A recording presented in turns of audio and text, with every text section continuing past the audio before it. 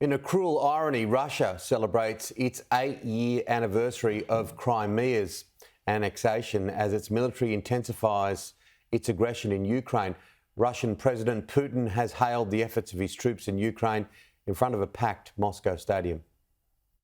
These are new images of the theatre in Mariupol. There's still no word on the number of casualties, but reports that more than 100 people have been pulled out of the rubble. This woman says about 800 were sheltering inside under the stage when it was hit. Just 3 miles down the road, further destruction. It's hard to believe this used to be a modern, vibrant shopping centre, now reduced to ruin. Officials say 90% of buildings in this city have been damaged, including this swimming pool.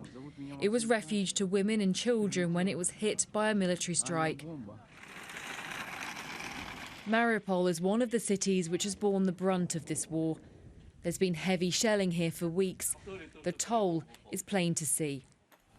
Elsewhere, in the separatist-held city of Donetsk, more shelling on a residential building. Dead bodies line the street as Russian-backed separatists search through the rubble. They are in charge here and say this attack was carried out by Ukrainian forces. In the capital, Kiev, this was the result of yet another missile strike. 1 person was killed and 4 injured. More than 100 are now homeless, including Ludmila. I don't know where I'm going to live now. I don't know how to carry on, she says. Who is going to help me? Ukrainian officials say 222 people, including 64 civilians, have died in Kiev since the start of the war. But as Ukraine processes this mass devastation and prepares for what lies ahead, in Russia, they're rejoicing. A packed stadium in Moscow celebrating the annexing of Crimea 8 years ago. Prime Minister Putin hailing what he describes as a special operation in Ukraine.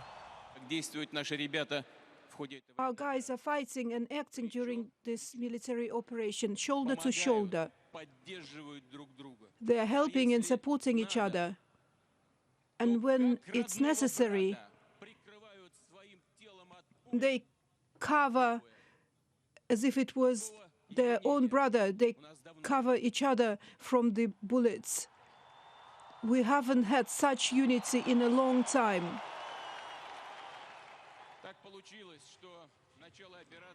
It happened so that the beginning of the operation coincided by accident with the birthday of one of our military leaders. Forward Russia, forward Russia, Russia forward. Meanwhile, in Ukraine, this is the consequence of Russia's actions. Thousands of people continuing to flee into Europe every day. And another reminder of the reality on the ground from the country's president. The Russian troops have continued pounding our peaceful communities and towns. Missile strikes and aviation bombs, we try to shoot them down as much as we can. We destroy their planes, we destroy their helicopters, accounting for the fact that we still don't have adequate anti-missile advanced weapons. We don't have enough fighter planes, but our plan is to defend our people, our country.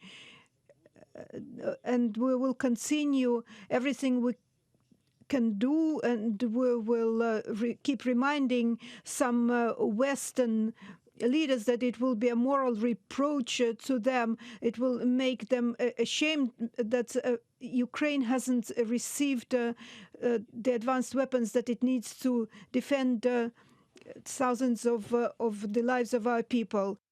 A warning from President Zelensky as the fighting gets closer to Europe. This, a missile strike on an aircraft repair plant, just miles away from the Polish border.